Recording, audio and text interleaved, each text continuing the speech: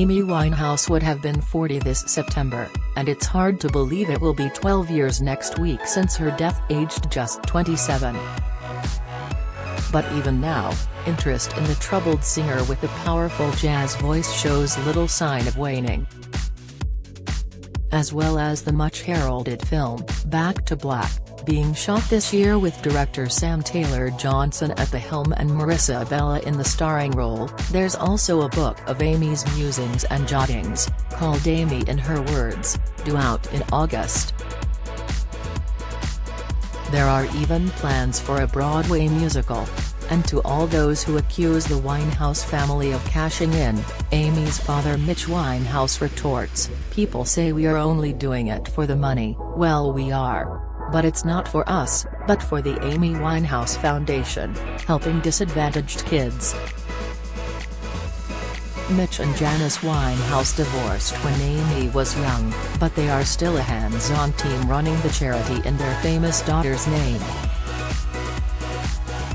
The foundation, which has modest offices in North London, has a commendable track record of assisting under 30-year-olds with drug and alcohol issues.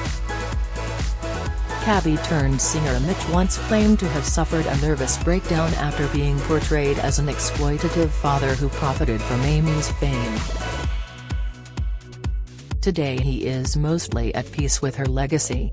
The new biopic, in which he is played by Eddie Marsan, has his blessing, even though a previous Oscar-winning documentary, Amy, in 2015, made him swear he would never again cooperate with the production.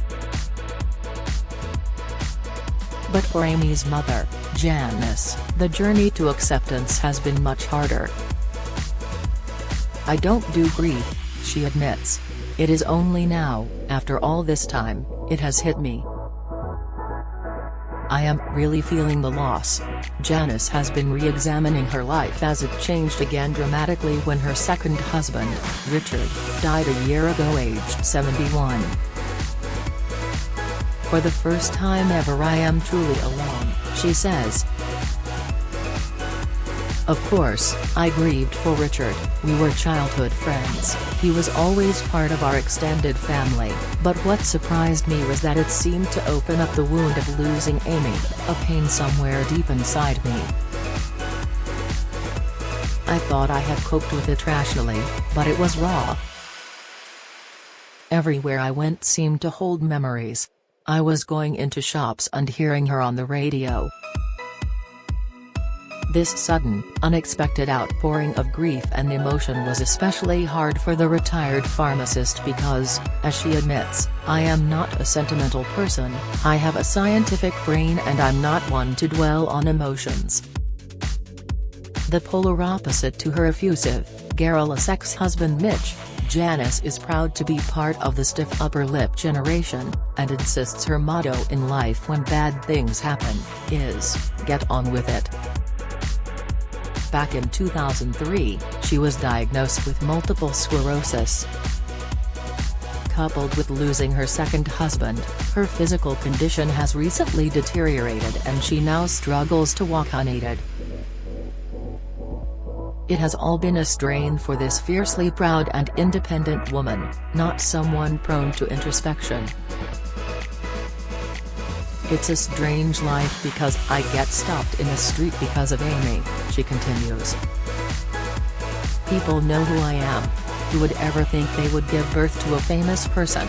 But when Richard died, I have been left with time, too much time to think, to mull over the past, and that's not me." Mitch tried to help, "He worries about me. He took me to view a luxury retirement complex with supported living, but it was full of 90-year-olds. I'm not ready for that yet." When Amy died on July 23, 2011, Mitch channeled his grief into positive action by setting up the Amy Winehouse Foundation. Janice, Mitch and Mitch's current wife, Jane, are trustees, and not just in name. They are hands-on, personally attending drug education schemes, fundraising and lobbying ministers for better care. Thanks to their sizable inheritance, the Winehouses are independently wealthy, and Mitch is the first to admit he could afford to retire. "But I don't want to live at large," he says. "Living at large, for me, is when we go into a children's hospice and give chimes to a blind child. There is no feeling like it in the world. If we can help one family, we have done a good job."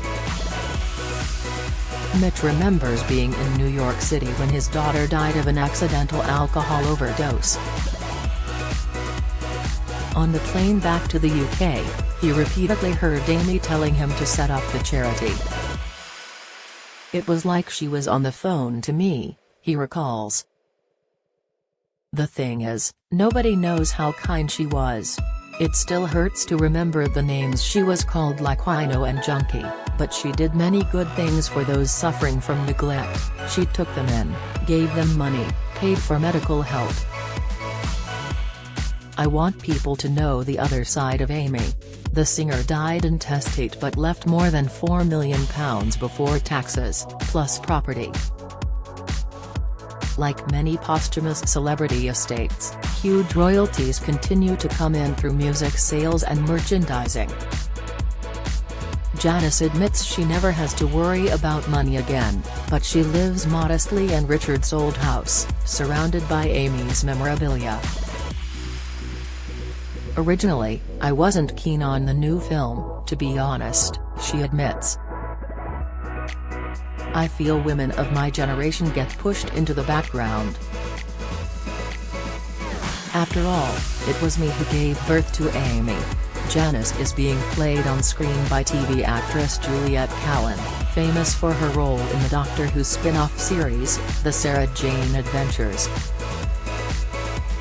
Despite her initial reservations, Janice has now, like Mitch, visited the Ealing Studio film set and taken an interest in the new biopic. But digging up memories of the past has been painful. Janice admits she was devastated after Mitch left her when Amy was just 10 years old. He had been having an affair with a woman he worked with ever since Amy had been a toddler. He even brought his work wife home with him, she recalls. Janice certainly endured a great deal as a busy young mother.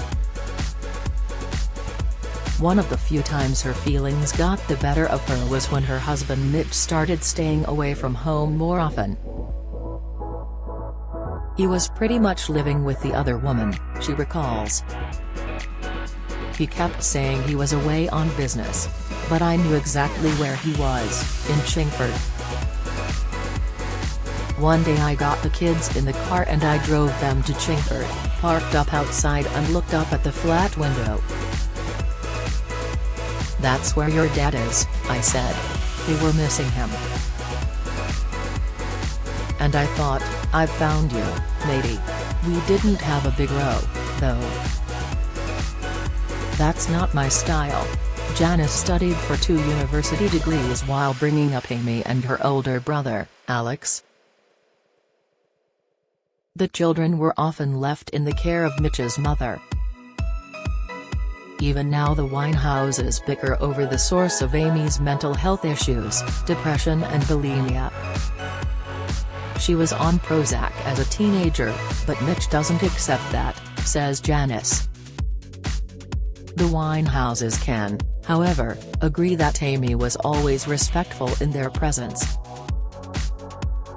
She never used drugs in front of them and asked permission before drinking a glass of wine.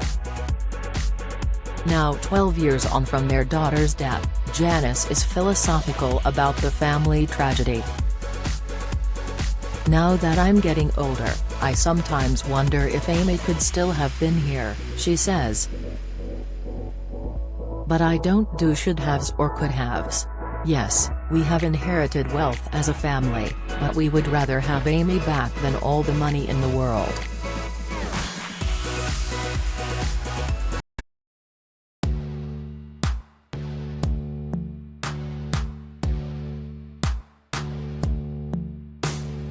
Got to be some somewhere who's in